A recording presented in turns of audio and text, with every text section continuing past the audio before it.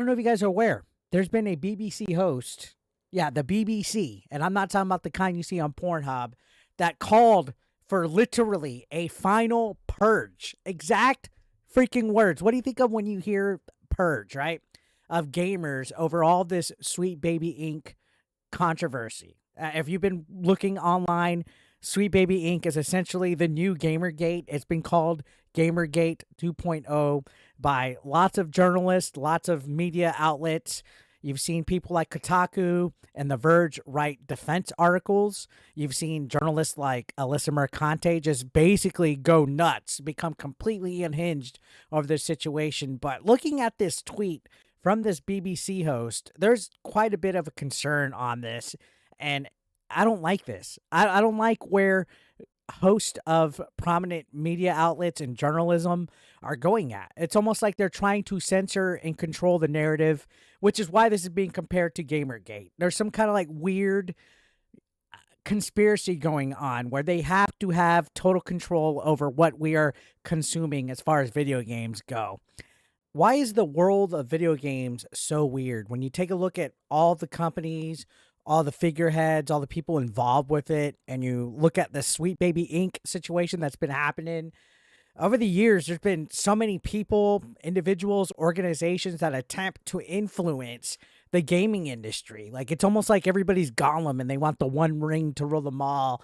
And for some odd reason, there's always been this side of some kind of like agenda that always wants to try to get rid of toxic gamers, that, you know, they're too violent, they're too aggressive, they need to be eliminated. They're considered way too bad vibes to be playing video games for whatever reason. And I don't know why it goes so deep, but looking at all these key figures now, the people involved with Sweet Baby, the people involved with Kotaku, people involved with The Verge, now with the BBC, there definitely seems to be something deeper going on here. And I don't know. Jules Hardy is the individual, their presenter at BBC. They expressed support for a group called Black Girl Gamers, which is a company that partners with brands that want to change gaming from the inside out. The usual diversity, inclusivity spiel that we've been seeing for quite some time, which on paper, there's nothing wrong with that. There's nothing wrong with diversity, but it's when you're going about the way that Sweet Baby Inc. is doing, the way that Alyssa Mercante is going, that's where it becomes a problem. Now, Hardy, their tweet is next level. When you see that they're calling for a final purge of gamers, specifically referencing Gamergate, this is kind of crazy. And it's being met with a lot of criticism and backlash from gamers. I've seen other people give their takes, and I wanted to talk about it. We've been covering everything involving this Sweet Baby Inc. stuff that I feel I had to give my two thoughts. And I honestly think it's concerning to see somebody that's a host of the BBC make such a divisive statement, especially because they're not exactly that small of an unknown public figure. They literally work for the BBC. They have influence. They're able to sway a huge amount of influence in the gaming industry. And when you look at video games, the main consumer, I know people told me don't say this because it's a word that capitalism and corporations made, consumer, call it gamers or customers instead, right? Gamers, they're a huge part of gaming. Yeah, we're the ones that are buying the video games. We're the ones spending the money.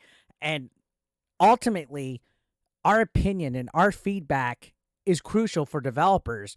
Now we're starting to see a lot of these developers try to deplatform, try to censor us, try to silence us. The people that are buying their products, the people that are buying their games, like the Steam group, Sweet Baby Inc. Detected, was trying to be deplatformed by Sweet Baby Inc.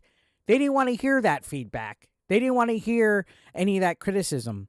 It's almost like these people are controlling the gaming industry and they're calling to remove any kind of negative feedback.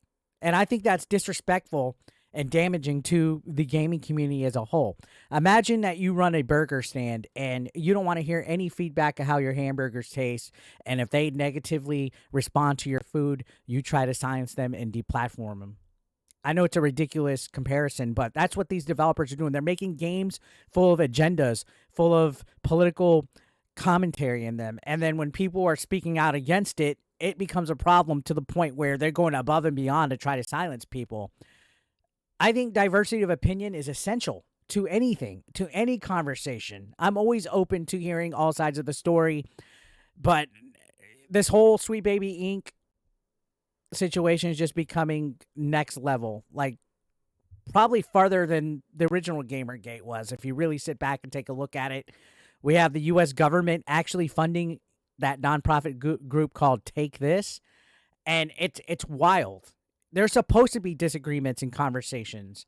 It's crucial for constructive criticism to be around, because that's how you open a dialogue. That's how you talk. That's how you basically come to a mutual understanding. If you're in an echo chamber, if you're calling for final purges of gamers, that's a huge red flag. I think we need to speak up against this, guys. If you're a gamer and you're part of the gaming community and you don't want your video games ruined, you need to speak up against people like this BBC host who's just causing nonsense.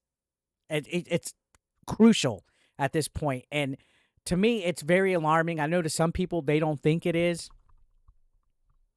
But no, this tweet calling for a final purge, like, what do they mean? Are we never allowed to play video games again because we're too toxic if we're speaking out against it? Like, how exactly are they going to purge us? Are they going to permaban us from any kind of, like, gaming platform that we could sign up on? Are we going to get our PSN accounts and our Xbox Live accounts terminated permanently because we have an opposing opinion from what the BBC and Kotaku and The Verge have, and Sweet Baby Inc.?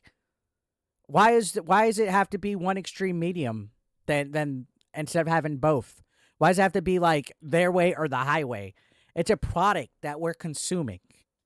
And when you're calling for a final purge, that's some weird verbiage to be using in this instance when you think about video games. And they want to label gamers toxic. When you see Alyssa Mercante with her tattoo saying all men are enemies, you see how Kindred from Sweet Baby Inc. is essentially being racist against white people. You saw the CEO of Unleashed Games make some kind of like weird statement that wait till all these people see that there's no white people in our alpha build of a game. They're being spiteful. They're the ones trying to antagonize gamers, and they're also labeling them as toxic. It's wild to see, and it's very alarming. And yeah, oh, Eric, it's just video games, chill out. No, it starts with this. You give them an inch, they take a mile. It's going to go into all the other entertainment mediums that we have. It's already in film industry and TV industry when you see all the weird stuff going on. This is just concerning. A final purge. What do you guys think about this? Let me know down below. I think this is very sad to see.